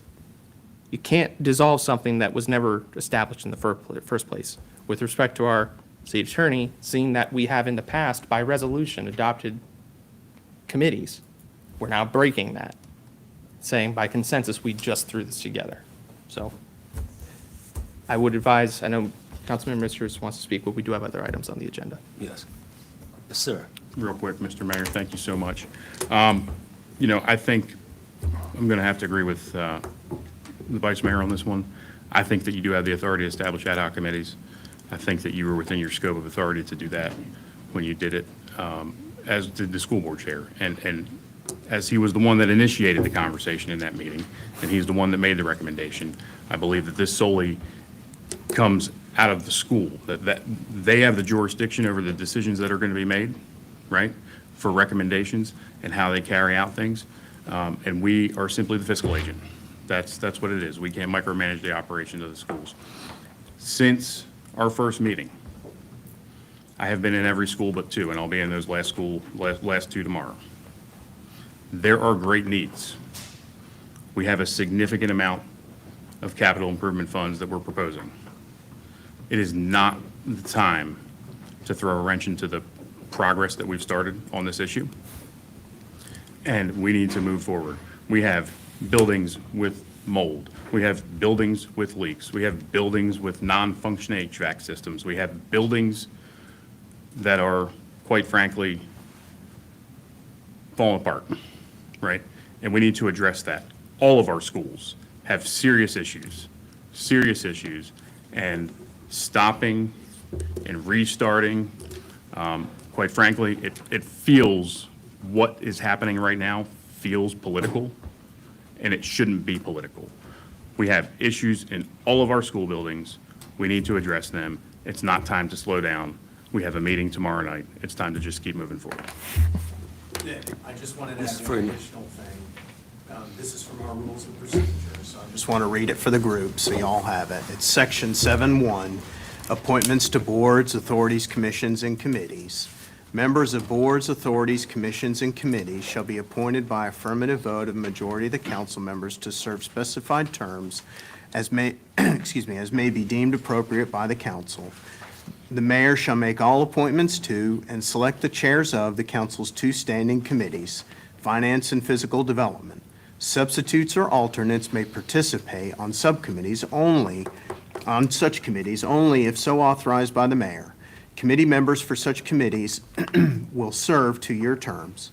Ad hoc committees, such as special task forces, may be created from time to time by the council for specific purposes as determined by the council. So that's what our rules say to it. Greg, we had this conversation about what type of committee this was, and you and I went back and forth on the issue, because my concern, if you remember, was to make sure that the mayor had the authority to do what he was doing. You said you'd get back to me, you got back to me. My understanding of that conversation was that he had the authority and that this was an ad hoc committee. Is that not what you told me? Can you recall our conversation. My recollection of the conversation was, we talked through it. My stance was, I am far from a parliamentary expert, and I would hate to put forth an opinion, but I'd go talk to Mr. Friedman. I went and talked to Mr. Friedman, and after Mr. Friedman and I had talked,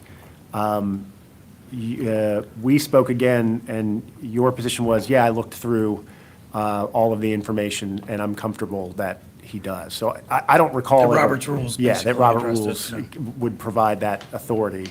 And I said, I mean, I think my comment at that point was, well, that's good to hear. And just to follow up to that, I again think we have a certain level of, we're down the road at this point, and we're expecting this committee to do a lot with a little bit of time. We have already set the committee once, and we changed that committee once, and now we're proposing potentially to change it yet again. I think we just need to let the committee do its work and not interfere in it anymore. I think we need to not micromanage, I think is the word. If we go changing it again, I mean, they're gonna look at us like, they're already confused because we tell them to close schools, and then we tell them not to close schools, and they formed this committee because they want true direction going forward. They've made that abundantly clear. And the first thing we're doing is weaving and bobbing about who's even on the committee. They are down the road, folks. There is nothing more we as a body need to do other than support the mayor's decision to put 3 people on, which is exactly what the other previous committee was made of. Composed of 3 people from each group. That's exactly what we are doing. And I want to make sure that everybody understands that this absolutely is political. This has more to do about the person that was added than whether what's good for the children of Lynchburg. Let's be honest. You disagree with the person that was added. That person has been out working very hard, going school to school, visiting all our schools. That person has a wife who's a teacher. That person is pretty much the main person in this room who has his own flesh and blood in a public school. That person should be on this committee. Let's defer to the mayor, and let's defer to this committee, and let's get out of their way and let them get the job done. Mr. Ferrari, this is the last one. Our city attorney just highlighted it. In our rules, it simply says, council establishes what the committee's going to do. None of this was established by council, guys. Geographical locations of students was no task of this council. School closures, the same. And Mr. Mayor, the Vice Mayor is correct. I will defer to you. Either Councilmember Miskins comes off, or I do.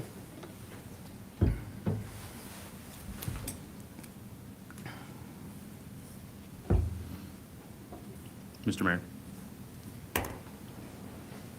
Yes. I have no problem working with Councilmember Feroldi. And if we're going to talk about what the issue is, I think it would be worth noting that pretty much every recommendation that Mr. Feroldi made that night was shot down by a majority. So to try to change this now, it seems to me like Mr. Feroldi may not have gotten his way, and now there's a manipulation or a push to try to change this, and that's simply how I feel. But what I'm recommending, y'all have 3 meetings. 3 meetings left. Grown people should be able to sit there and work through 3 meetings. Who's not grown on this council, Mr. Mayor? And I'll say it again, grown people Mr. Mayor, who's not grown? should be able to sit down and work through this for our children. Mr. Mayor, are you implying someone is He's not? not been recognized, Mr. Mayor. I would like to hear what you have to say. Mr. Mayor, are you implying someone is not grown on this committee? I'm not saying that. I'm saying we need to be adults and do this for our children. For 3 meetings, you got 3 meetings. You should be able to do this with ease. Not with that agenda. No, sir.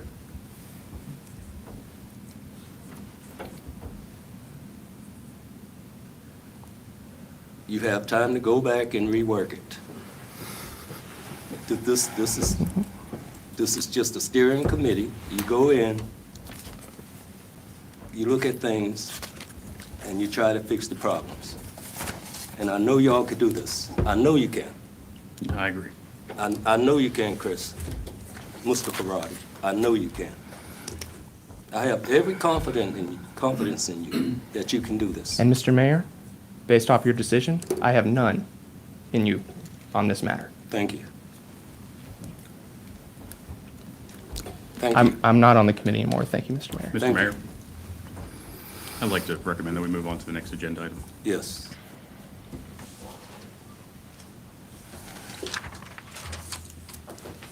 Business. Point of order, Mr. Mayor, if he's resigning, this is our one opportunity maybe to fill that position quickly so that, again, the committee can continue to do its work fully staffed. I think it might be appropriate at this time to try to find an additional member who is willing to serve and can focus on the issues of our children. And let's do it now so we don't have to come back and do it later. Well, we haven't voted on the committee yet. So, all right. So the issue is a procedural one, right? So it sounds like. It's his decision, right? It's procedure. So the appointment is the mayor's decision. Correct. Certainly, you don't have to make it right now because you're being asked to. This is the mayor's decision to do the appointments. That's fine. So if you want to do it tomorrow, another day to think on it, certainly you can. I will. What Councilwoman Reed has brought up is there is a procedural issue to address. So it sounds like we have a kind of a quandary with the rules as far as council creating the ad hoc committees versus the ad hoc committee being created by the mayor and the additional appointments. I've taken the position, that the committee was created, obviously with the mayor and consensus at that joint meeting, but it had limited purposes and it had the 2 members. That's changed. If council, as I'd mentioned before, if council so desires, it can suspend its rules of procedure and take a vote now to be able to determine if it wants to ratify what it currently has or to go back to what the original intent was when it was created. Do I have a motion? I'll make a motion that we suspend our rules of procedure to address and ratify this item, and then as soon as we ratify it, then the rules are no longer suspended. I'll second. Second. You want to speak to your second? No, I'm good. Mr. Mitchell? I think we should move forward, and I appreciate your support on that. Nothing for me. Actually, Mayor, may I?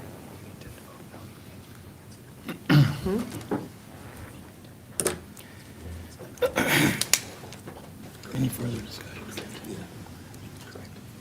Any further discussion? No, sir. No.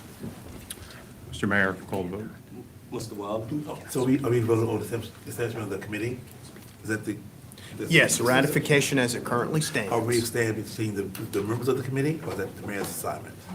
So it's only the creation of the committee, its present purposes, the dates, all of it. As far as the appointments, it sounds like currently we have, you, Councilman Mischins, and there has been a resignation where, which will be filled at a later time by the mayor. I need to withdraw my second, actually. So you're going to second his motion to adopt what is currently happening? Is that what you were going to do, or were you seconding that? I think she's already seconded. I don't know. Can she withdraw a second? I think she can. Okay. Just because it's a. Okay. Yeah, if not, I'll second. So Ms. Timmer, second. Yeah. You want to speak to your second? No, I'm good. Thank you. Yes, sir.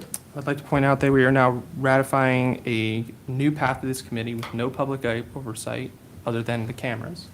no public comment, no direction from parents, principals, school staff.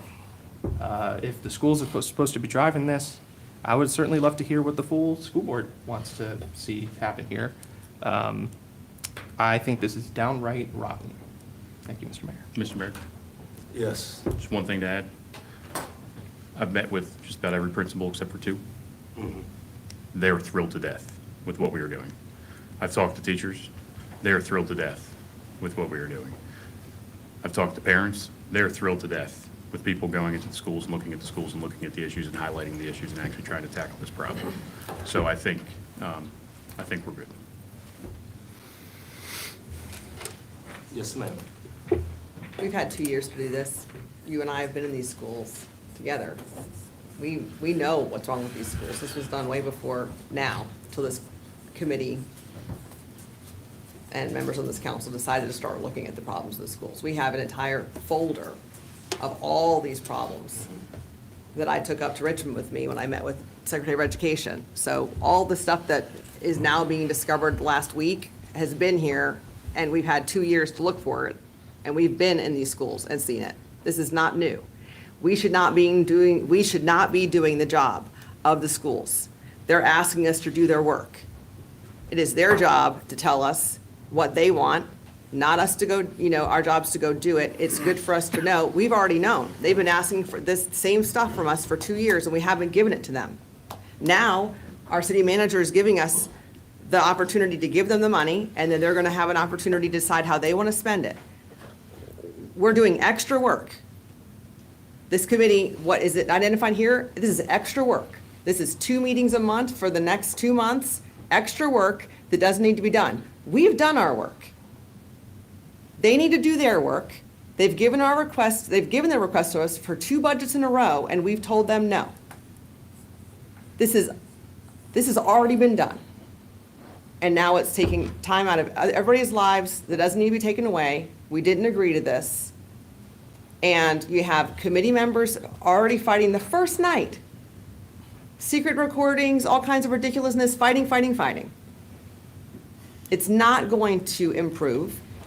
And again, then we're gonna have a joint meeting being told what to do versus us getting to make a collective decision as a body.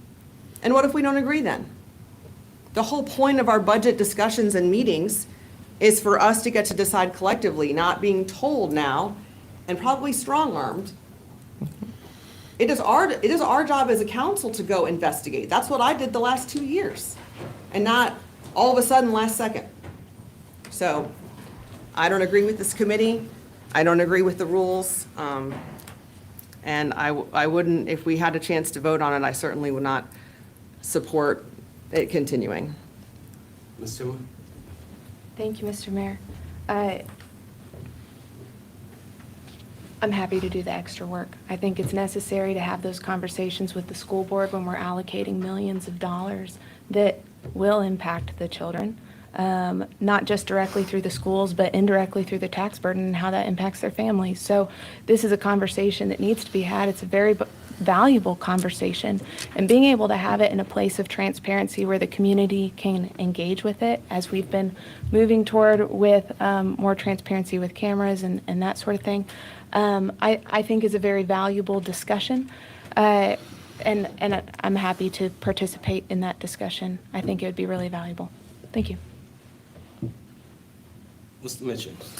Just want to point out that I don't mind doing the extra work. I've been doing the extra work for the last 2 weeks. I think it is important to put fresh eyes on things and to hear from people when you're looking at recommendations. And as I said from the beginning, what the majority of the school board members on that committee support is the direction that I'm going.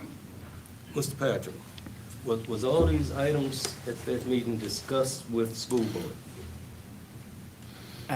At the first joint committee meeting, it was discussed with the members of the school board who are on the committee. And who are, yes. Excuse me, sir, I didn't hear that question. At the Said first. that was on the committee. That was on the committee, yes. At the, when we went back and listened to the tape of when the committee was formed, a lot of the items up there were were discussed, we used slightly different language when we put our draft guidelines together. We were very careful to avoid using the word budget, simply because it can have, it can have a meaning to people that might cause a little bit of concern. The only item up there that I can say was not initially discussed was the student population and system capacity item. But as a whole, with some, while not using the exact language that we would have used, a lot of these items are similar to what was discussed at the initial meeting.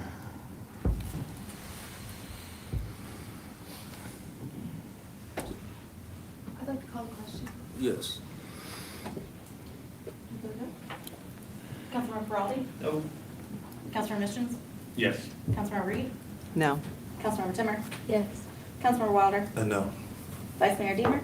Yes. Mayor Taylor? Yes. The motion passes 4-3. Next item. Next item. Business briefing, Heritage Park improvement. Mr. Wyatt Woody. You gotta pay attention to something that happened. See, if I made it past, I made everything I wanted in the budget. You got him? Nice. So, let's want to make sure that you saw what happened, because he's got two different things that he's talking about here. One was to bring a little, like, fun, and good for you for having tackled him. So, Wyatt? Thank you, Ms. Witt, for tackling me. So just a quick second, just to share some good news, Mr. Mayor, if you don't mind. Thank you. Kind of goes in line with the Heritage Park property, so some great news. We have flag football coming to the city of Lynchburg, first time ever. Have over 190 kids signed up already. So getting a lot of kids back from the areas around us and coming back to the city. Youth sports are back. So Lynchburg United is growing, Central Virginia United is growing back into the city, and our basketball program's growing. Had a meeting with Lynchburg Little League the other week, and they're expecting larger numbers as well. So super excited to be able to share that, and again, it kind of speaks to the need for more facilities like Heritage Park here. Thank you, sir. Thank you, sir. So the business item briefing before you is the acceptance of real property for Heritage Park. Oh, that was close. Sign her up. I tried to get him to run a 40 when we got the new turf, but he wouldn't do that for me. I thought it was the Rich Eisen suit thing going on. So the council accepted a real property transfer from LCS located behind Heritage High School. The school board voted unanimously to support the transfer. So why? This develops an underutilized property and helps to address the area of the city that has identified as having limited public recreation options. As part of those renovations, field lighting, which would be added to extend the availability for field use. This is supported by the current master plans and comprehensive plans. City Council saw fit last year to allocate additional CIP funds for Heritage Park improvements, and this has received lots of positive feedback. Hill Studios is actually taking citizen input and drafting some additional updated renderings for us. This is an older one we had a few years back, but we'll have some newer renderings very soon. And our next step, so March 25th, I'll come back in front of City Council on a regular meeting for acceptance of property transfer from Lynchburg City Schools. And I'd be happy to answer any questions, and I appreciate you listening. Any discussion? Just real quick. Since this is in my ward, I'm real excited to provide for the citizens of Ward 3. I love the park that's already there in the woods, and I know they took out the Frisbee golf, but my dog Sophie and I love the place and the field we always saw right there. Thank you for your work on this. I think this really creates a pretty good loop, maybe, around the whole thing that'll be great. Peace of mind for the citizens of the whole city, not just Ward 3. And thank you for doing this. Yes, sir. Appreciate you. Mr. Mayor. Mission. Thank you, Mr. Mayor. Appreciate what you're doing. You know, unfortunately, I had to hop on Timberlake with flag football with my little guy because his Lynchburg United coach was coaching in Timberlake, so we had to kind of keep the band together, right? But I appreciate what you're doing. I know you're working really hard to try to really bring back youth sports in Lynchburg, and that is so important. I'm thrilled to have you here driving that forward, and I cannot thank you enough for that. It's so important. I love the idea of doing something with Heritage Park. I was actually on the field at Heritage just the other day with Coach Bradley and Principal Beatty, and we were looking down there at, what are the options, right? It'd be great to do something. The school is also excited to see something done down there. So just thinking about that, we're actually a neighbor to the school there, to two schools. So it's really an ideal location, and it is a absolute park desert out there, so it'll be nice to see something done, and I appreciate the work you're putting forward. Yes, sir. Thank you. Mr. Woody, you gonna be able to reach back into the inner city communities with your Darrington? Oh, absolutely. James Crossing? Yeah, we're trying to Birchwood? have local teams in all the areas. That's our desire, is to actually have them split into the local areas to really get the community back involved. Yes, sir. Yes, sir. What about transportation for some of the kids in the housing projects that if they sign up and, It's something we're constantly thinking about and working on. We don't have any solutions for that right now, but that's the other part about having the localities, having practices hopefully in local areas.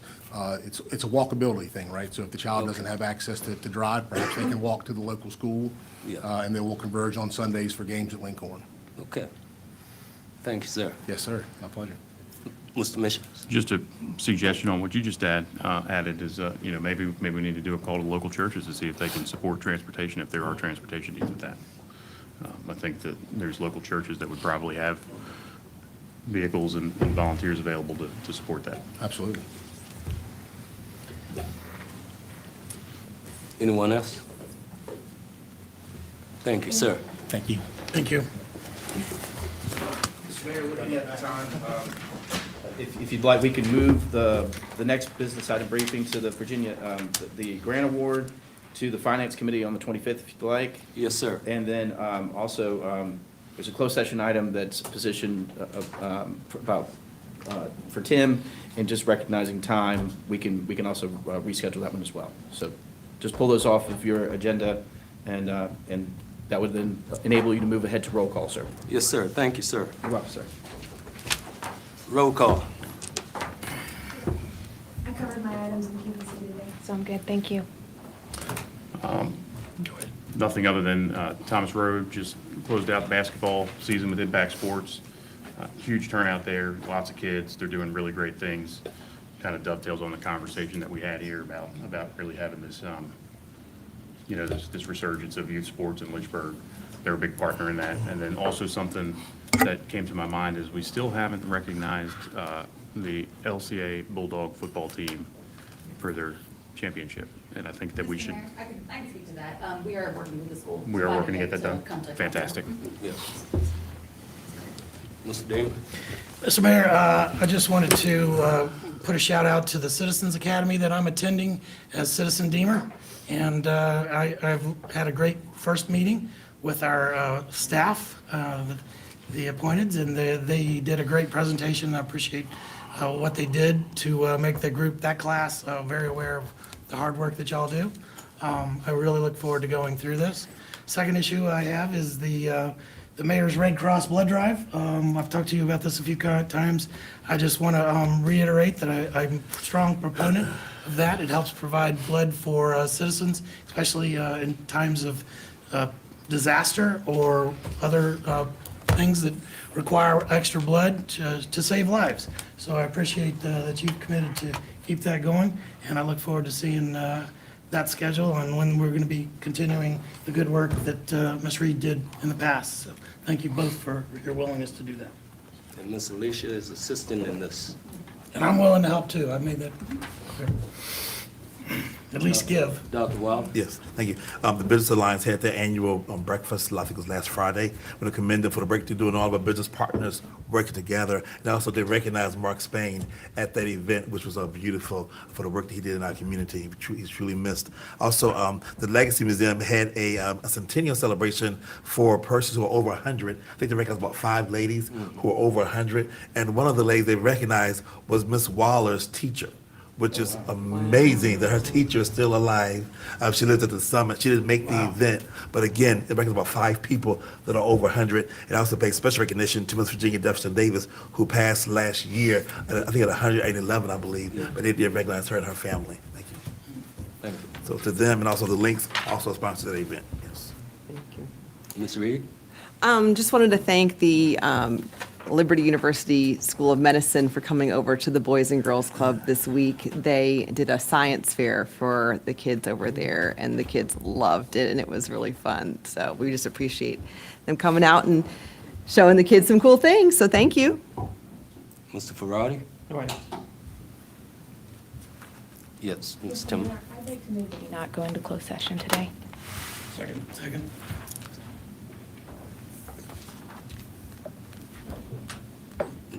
You wanna speak? I'm happy to speak to that. I just Yes. think that this council has created a lot of punishment culture that there's been a lot of discussion about, and I think it's unnecessary to perpetuate that. So I would move that we not participate in that today.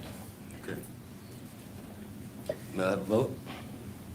I'll Well, speak to my second. You wanna speak to your I second? just want to make it clear that this in no way condones any behavior that Correct. may or may not have happened. I very much want this council to stick by their rules and to follow our rules, and I have a high expectation of each one of us to do that. But I absolutely agree that this executive session is unnecessary. May I have a vote? Can we have a discussion? Yes, ma'am. So the closed session is to discuss behaviors.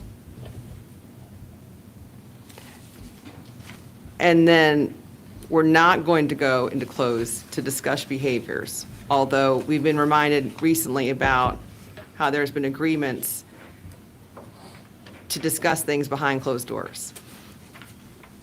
Yet, we're talking about trying to abide by our, are you recording me? No, ma'am. But there's definitely cameras here that are. I understand that, but, so, we're talking about following our rules or procedures, what you're saying about establishing a, not, whatever you said. So it's a lot of confusion. So, we want people to behave well, but they're not. And then we're trying to discuss it behind closed doors, but now you don't want to do that. So what are we supposed to do here? Exactly. I'm not asking you a question. And I'm putting my I hand have up the for floor. comment. I I'm have the not floor, yeah, sure. engaging you. So, but you made the motion and your second, so, or your second. So it's confused. Mayor. When are we supposed to handle this? Do we want to handle it publicly and discuss bad behavior publicly? Because we've done that, and certain people don't like that. And then we're making an attempt to discuss it behind closed doors, because it does need to be discussed, Yes, it does. because people aren't behaving. So, we can vote.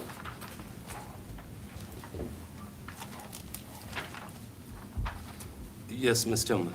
Thank you, Mr. Mayor. I just don't feel that it's my role to police the other behaviors of individuals on council. I work to conduct myself in the manner that I believe is appropriate on council.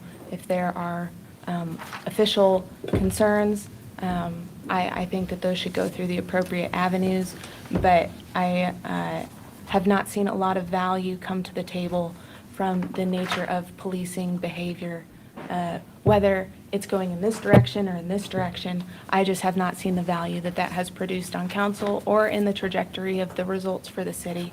And so my suggestion and my hope is that we can take a first step and not go into closed session on this issue and recognize that it is not our job to police each other in this manner, and that actually we are creating personality conflicts rather than discussing policy issues. And the more that we do that, we are going to detract from why we all want to be here in the first place, which is really to serve Lynchburg, and I believe that that's all of our goal here.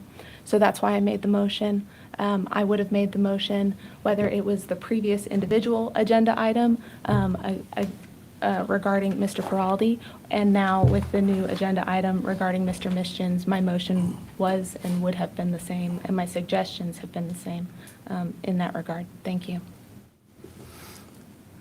Mr. Mischins. I'm fully confident in your ability to maintain order and decorum in our meetings, and I appreciate you doing that. Call the question. May I have a voice vote? Councilmember Feraldi? Considering the motion is related to myself, I would request the ability to abstain.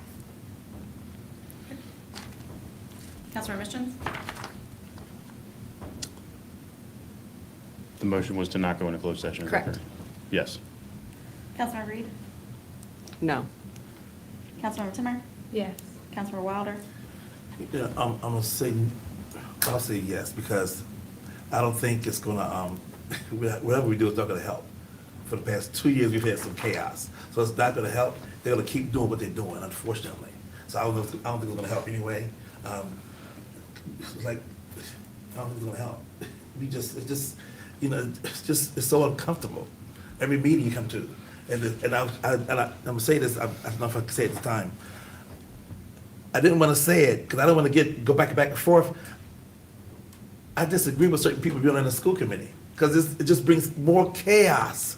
And we just, 2 years of chaos, it's horrible. I'm just saying, but, so we don't have to do it, but it's not going to fix anything. It's going to be continuously be the same thing. And it's just so uncomfortable, but anyway, so, I don't know what I voted. Yes to not going into Yes, close. Yeah, just, yes, it's not going to help. It's not Vice gonna Mayor help. Deemer? Yes. Mayor Taylor? Yes. The motion passes. The truth's not gonna help. You know, it's what it Mr. Mayor, is. move to recess. We are recessed. Is that still 7? We are.